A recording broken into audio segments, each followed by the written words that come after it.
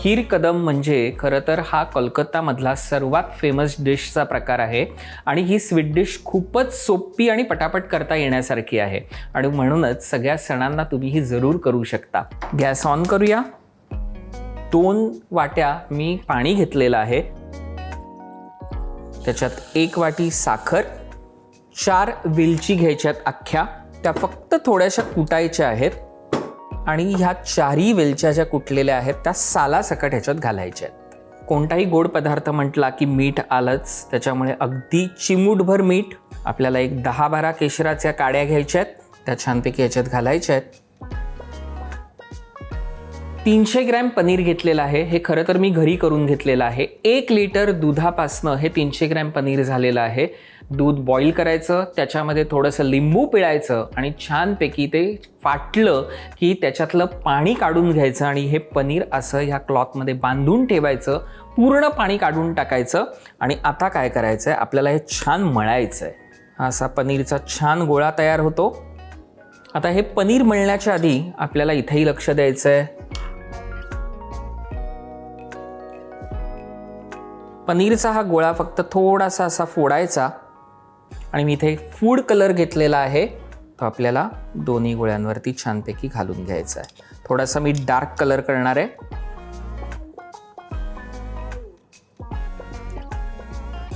छानपैकी असं मळताना हा जो कलर आहे तो थोडासा फेंट होतो आणि मी म्हटलं होतं सुरुवातीला की आपल्याला डार्क कलर घ्यायचा आहे, त्याच्यामुळे मी पुन्हा थोडासा फूड कलर घालणार आहे. छान हे मळून पूर्ण मळून घ्यायचं आणि हा एकजीव असा गोळा तयार करून घ्यायचा. मी फक्त थोडासा तुपाचा हात घेतलाय, अगदी थोडासा, आणि आता ह्याचे छोटे छोटे गोळे करून घ्यायचेत. हे असे सगळे गोळे तयार करून घेऊया.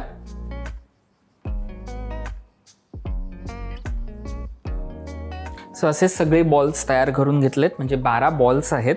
एका बाजूला आपला पाकही छान गरम होता, मी अजिबात बंद केलेला नाही आहे. आता फक्त तो मोठा गॅस करायचा आहे. सो हे आता सगळे जे बॉल्स आहेत ते आपल्याला डिरेक्टली या पाकामध्ये सोडायचे आणि साधारण मी जे 300 ग्रॅम घेतलं होतं पनीर, त्याच्यामध्ये अर्धं जे मिश्रण आहे ते मी ठेवून दिलं आहे. त्याच्यामुळे ते फ्रीजमध्ये ठेवायचं आणि कधीही तुम्हाला वाटेल तेव्हा तुम्ही वापरू शकता, पण शक्यतो 2-3 दिवसात हे संपवून टाकायचं. लगेच आपल्याला काय करायचं आहे, त्याच्यावरती झाकण ठेवायचं आणि छानपैकी हे शिजवून घ्यायचेत किमान 8 ते 10 मिनटं. पण तोपर्यंत आपल्याला पूर्वतयारी करायची आहे. ती कसली, काय करायचं, इथे मी मावा घेतलेला आहे, 250 ग्रॅम मावा आहे. मी छान तो मळून घेतलेला आहे. परत एकदा तो मळायचा आहे. हे मस्त मळल्यावरती काय करायचं आहे, आपल्याला 2 चमचे इथे मी मिल्क पावडर घेतलेली आहे, ती याच्यात मिक्स करायची आहे आणि 2 चमचे पिठी साखर घ्यायची आहे. मस्तपैकी हे मळून घ्यायचं आहे आणि एकजीव करून घ्यायचं आहे. अजिबात त्याच्यात लम्स राहता कामा नये.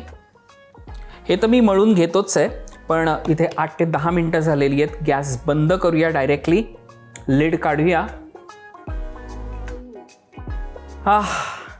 तो जो अरोमा आहे ना, अफलातून येतो, अफलातून. आणि तुम्ही जर बघू शकाल इतके छान ते गोळे फुललेले आहेत मस्तपैकी.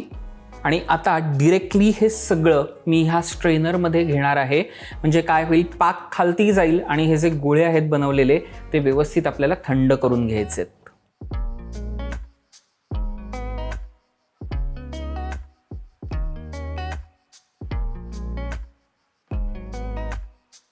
सगळा जो पाक आहे तुम्ही ह्याच्यात घेतला होता तो पुन्हा मी ह्याच्यामध्ये काढून घेतलेला आहे. मंडळी, हा पाक अजिबात टाकून देऊ नका. अनेक पदार्थ तुम्ही गोडाचे ह्याच्यात करू शकता, त्यामुळे फ्रीजमध्ये ठेवायचे. 8 दिवस व्यवस्थित पाक राहतो आणि जेव्हा कधी शक्य आहे तेव्हा गुलाबजाम करा, रसगुल्ला करा, जे गोड पदार्थ आहेत ते करा. त्याच्यामुळे मी हे फ्रीजमध्ये ठेवतोय. छानपैकी हे माव्याचं मिश्रण पण मी मळून घेतलेलं आहे. आता तुम्हाला एक गंमत सांगतो मंडळी. काय झालंय माहिती आहे का, आपण जेव्हा हे बॉल्स तयार करून घेतले, पाकामध्ये टाकले, छानपैकी ह्या चाळणीवरती ठेवले होते, तेव्हा ना किमान 2 तास आपल्याला हे ठेवावे लागतात, म्हणजे ज्याच्यातला पाक पूर्ण निघून जातो.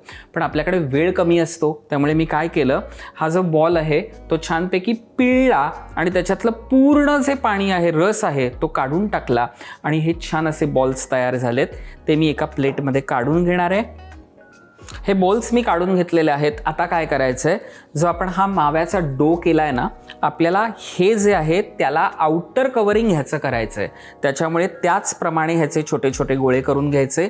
आता 12 बॉल्स आहेत म्हटल्यावरती 12 गोळे तयार करून घेऊया पहिल्यांदा आपण. सो असे सगळे 12 गोळे आपण तयार करून घेतलेत. आता काय माहिती आहे का, मी हा मावा घेतला आहे जो किसून घेतलेला आहे, तोही या प्लेटमध्ये बाजूला घेऊया. ग्रेटेड कोकोनट घ्यायचं आहे. साधारण मी 2 चमचे घेतलं आहे ग्रेटेड कोकोनट. छान मिक्स करून घ्यायचं आहे. मळायचं नाही आहे, फक्त मिक्स करायचं आहे. मावा आणि ग्रेटेड कोकोनट आहे ना, त्याचा खूपच स्वाद छान असतो. त्याच्यामुळे हे एक मिश्रण मी घेतलेलं आहे. आता काय करायचं, हा जो एक माव्याचा गोळा आहे तो इथे हातावरती, तळ हातावरती घ्यायचा. आपण मोदक करतो ना तशीच त्याची एक पारी करून घ्यायची. मावा आहे म्हटल्यावरती थोडंसं जरा सांभाळूनच करायचं आहे आपल्याला.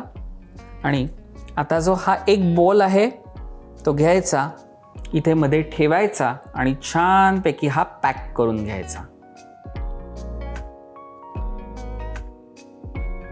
असा हा छान गोळा तयार झाला की आपल्याला जे आपण मावा आणि ग्रेटेड कोकोनटचं मिश्रण तयार करून घेतलं आहे त्याच्यावरती हा छान सगळीकडे पसरवून घ्यायचा.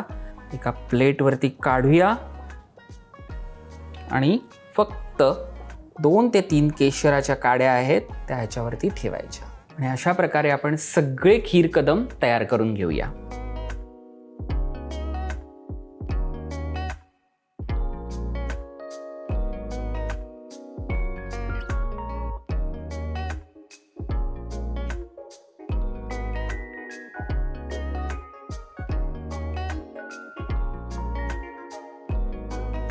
खीर कदम हा पदार्थ तयार आहे. मंडळी, भाऊबीजेच्या सणाला भावानी बहिणीसाठी पटकन बनवता येणारा आणि सोपा असा हा पदार्थ आहे. त्यामुळे जरूर आपल्या बहिणीसाठी हा पदार्थ बनवा. बनवल्यानंतर रुचकर मेजवानीच्या आपल्या ह्या यूट्यूब चॅनलला जरूर सबस्क्राईब करा, लाईक करा आणि त्यावरतीच कमेंट करा. आणि मी शेफ तुषार प्रीती देशमुख आपल्या सगळ्यांना पुन्हा दिवाळीच्या खूप खूप शुभेच्छा देतोय. आणि खास बहिणींसाठी हा खीर कदम.